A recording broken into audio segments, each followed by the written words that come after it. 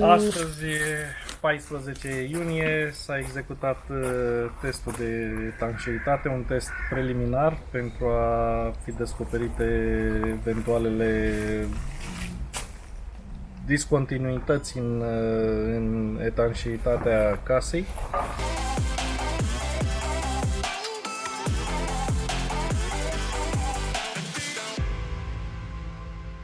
Testul a fost realizat de către profesorul Horia Petran. În testul cu ușa suflantă evaluăm performanța de etanșeitate la aer a învelopei clădirii. Montarea ușii suflante, ce am făcut acum, montarea ventilatorului în cadru, în ușă, și după aia depresurizare, facem 50 de pascal și după aia vedem pe unde intră aerul.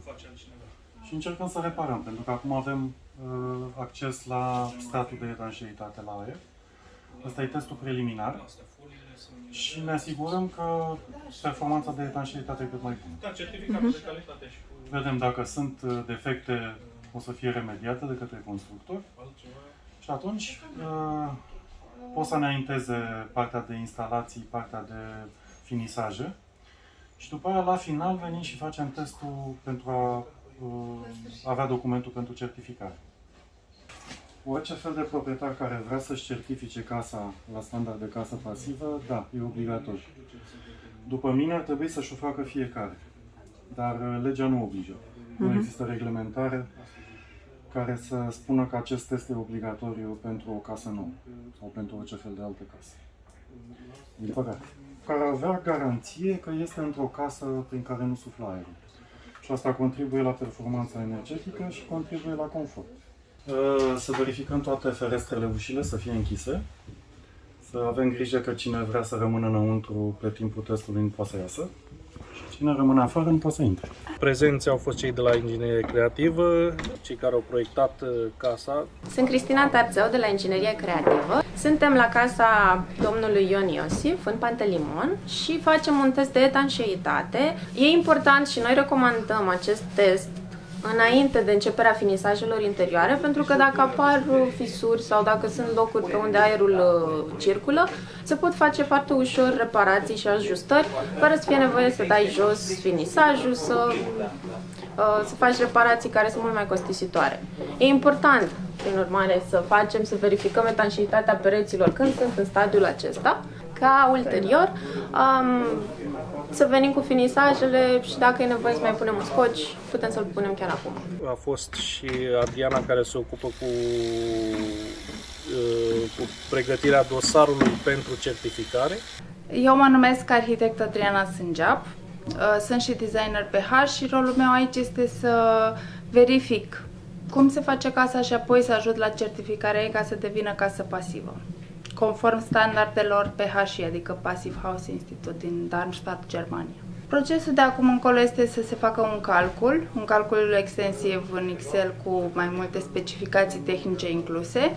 Se adaugă și rezultatul testelor cum sunt cel de astăzi și apoi se face o platformă pe unde se uploadează informațiile, se certifică alături de un certificator al institutului și la sfârșit se acordă, în funcție de dorința beneficiarului, broșura, certificarea efectivă în fizic. Bineînțeles că a fost și Vlad Litean din partea firmei Litar. Suntem la sfârșitul unei zile pline, în care am avut un test de etanșeitate intermediară, în care am putut să vedem unde trebuie să remediem. Am văzut părțile pe unde, să spunem, avem mișcăpări de aer sau unde trebuie să mai dăm o bandă, etanșeizări în jurul ferestrelor de îmbunătățit, chestiuni de genul ăsta care deja sunt parțial făcute. Este un test care ne permite să îmbunătățim produsul nostru și să ajungem și să fim la standard de case pasive. Astăzi ne-am întins destul de mult, pentru că în general nu au fost probleme foarte grave, mici scăpări pe aici pe acolo, dar trebuie să remediate, că altfel nu te încadrezi în parametrii ceruți. Că suntem la limită, adică testul de etanșeitate trebuie să fie sub 0,6 iar noi am ieșit o medie, adică între 0,58, 0,61, 0,62, în ideea în care nu am avut timp să remediem toate problemele găsite. Sperăm ca după remedierea tuturor problemelor să fim sub această limită cerută de 0,6, chiar mult mai bine, pentru că pe parcursul ce avansăm spre finisaje vor mai fi penetrarea învelopei de etanșeitate și atunci s-ar putea să mai apară unele probleme.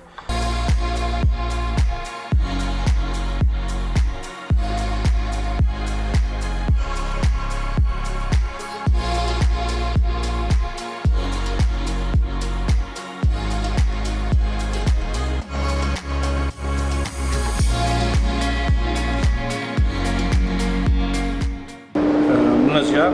Bine ați venit la proiectul Casa de lângă lac. Astăzi este o zi importantă. Efectuăm testul de etanșeitate, testul final, testul oficial și sperăm să iasă bine.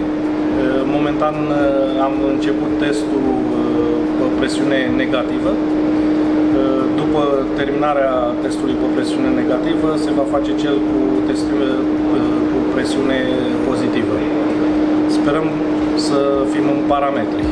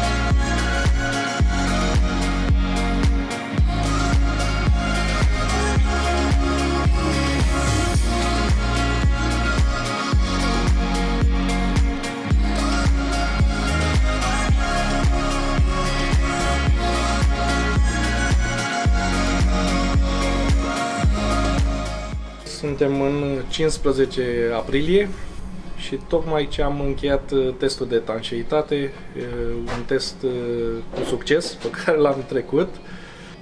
Îl las pe Vlad să adauge câteva cuvinte. Prea mult nu am să adaug, doar că munca noastră a fost încununată de succes. Eforturile de a face o etanșeitate reușită sunt ok și testul a reușit. Sperăm să vedem plăcuța cu Certified Passive House în curând.